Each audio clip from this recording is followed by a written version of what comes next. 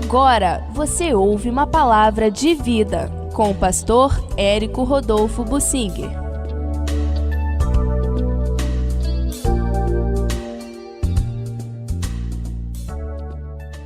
Alguns textos da Bíblia nos chamam a atenção de uma forma especial. No livro de Crônicas, nós encontramos, certos relatos de genealogia e nomes que não nos interessam muito. Em geral, são leituras que ninguém gosta de fazer, os pregadores não gostam de usar para pregação, mas ali nós encontramos pérolas assim muito preciosas. Em 1 Crônicas, no capítulo 26, está se fazendo uma listagem dos levitas. Os levitas eram divididos em vários grupos. Os levitas oficiais que cuidavam de obras, os levitas que cuidavam de pesos e medidas, os levitas que cuidavam só de ensinar a lei, os levitas que carregavam lenha e água para os sacrifícios do templo, os levitas que ajudavam os sacerdotes, os levitas que eram porteiros, os levitas que eram guardas, usavam armas como porteiros, os levitas que eram cantores e louvadores, havia músicos que tocavam instrumentos e os outros que cantavam. Todos eram levitas. E interessante, cada um tinha uma função específica além da função geral do levita. A função geral do levita era ser um especialista na Bíblia, um homem dedicado à obra de Deus, um homem que conhecia a lei e podia orientar o povo. Para isto, eles tinham o direito de receber os dízimos do povo. Os levitas tinham então este encargo geral de serem espalhados por todo o país de Israel para darem assessoria espiritual, serem conselheiros espirituais do povo, os levitas. Mas, além disto, eles tinham algumas especialidades também. E eles eram também limitados no seu trabalho obrigatório pela idade. O trabalho deles não era pesado, não era mesmo muito pesado, o trabalho obrigatório, ou na música, ou no cântico, ou como porteiros, como fazendo obra, pesos e medidas, etc, etc. Cada função era exercida por alguns levitas entre os 20 ou 25 e 50 anos. Depois eles se aposentavam naquele trabalho, mas continuavam como levitas. Bom, isso era um privilégio. Ser levita era um privilégio. Servir como levita era um privilégio. Mas aqui no capítulo 26 de 1 Crônicas, eu leio no versículo 6 o seguinte: também a seu filho Semaías, eram descendentes de Obed-edom. Esse Semaías nasceram filhos que dominaram sobre a casa de seu pai, porque foram homens valentes. Interessante. Quando eu leio essa expressão, homens valentes, a gente pensa o quê? Naquela época, eles tinham que ser valentes para defender o patrimônio de Deus, os bens e tesouros do templo, vigiar a entrada do templo. Eles se armavam para isto. Em nossos dias, isso tem um significado espiritual. O levita é uma pessoa dedicada à obra de Deus, ele tem que cuidar da casa de Deus, da família de Deus, do povo de Deus, tem que zelar pelas ovelhas que são do Senhor. Isso é ser levita.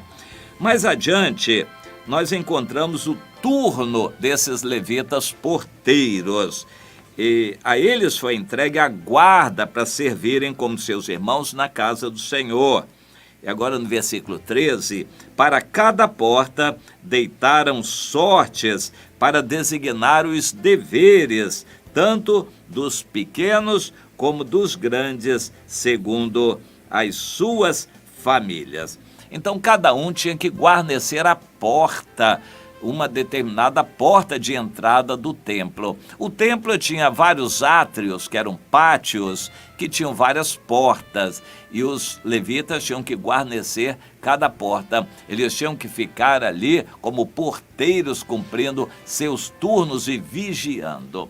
Bom, hoje nós temos só nos grandes templos essa função do porteiro, que é uma função muito importante no meu entender, porque é aquele que dá as boas-vindas, aquele que sorri, recebe as pessoas, é aquele que resolve algum problema ali, algum impedimento, alguma coisa que está atrapalhando o culto. O levita porteiro está atento. A pergunta é: precisa ser espiritual para ser um porteiro? Muito. O levita tinha que ter estudo teológico, tinha que se preparar para vigiar a porta.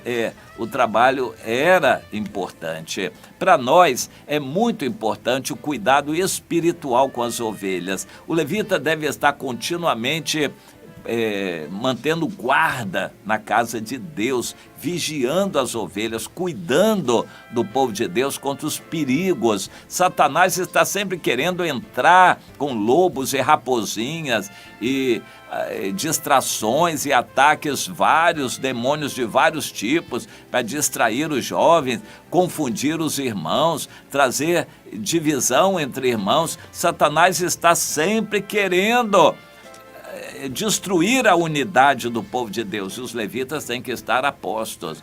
Os levitas têm que estar vigilantes. Olha, aquele rapaz ali está com más intenções, vamos ficar perto dele, vamos vigiar, vamos orar por ele e assim por diante. Os levitas têm que estar atentos para vigiar a casa de Deus. Hoje, no Novo Testamento, casa de Deus somos nós, o povo de Deus, num sentido espiritual. Nós temos que estar atentos a isto, e Deus levanta irmãos para vigiarem. Há muitos irmãos que não ligam para nada, eles nem têm compromisso de ir às reuniões.